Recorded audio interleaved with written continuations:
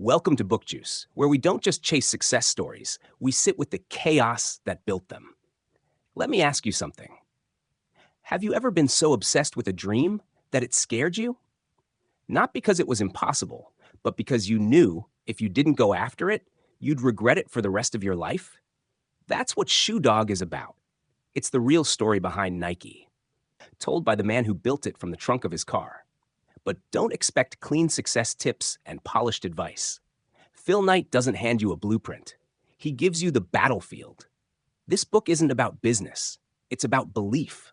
Belief in something so irrational, so uncertain, that the only thing scarier than failing was not trying at all.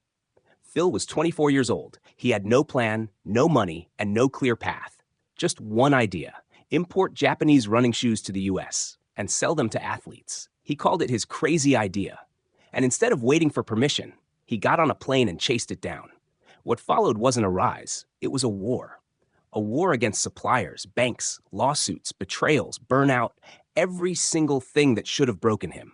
And yet, it didn't. Because what kept him going wasn't just the product, it was the mission. The love of the sport, the belief in greatness, the idea that athletes deserved something better, and he'd kill himself trying to deliver it. But here's what hits hardest. Phil Knight was scared the whole time. He was insecure. He doubted himself. He questioned whether it was worth it. And he never felt like he had it all figured out. That's why this book resonates. Because we're used to hearing stories of triumph. But we rarely get to hear what it felt like to be in the mess before the victory. Shoe Dog reminds us, you don't have to be fearless to keep going.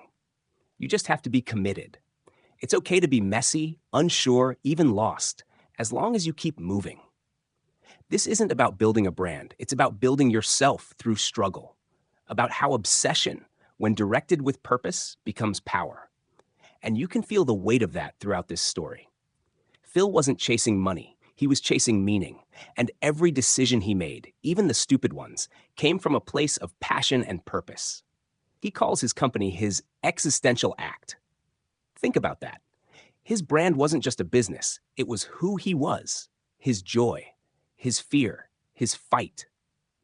You only have to be right once.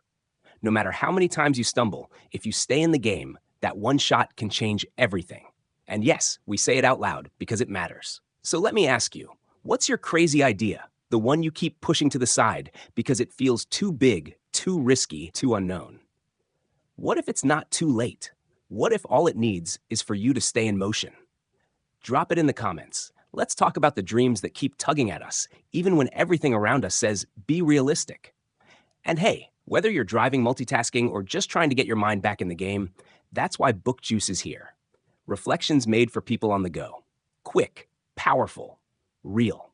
Because the road to greatness isn't clean, but it is worth walking.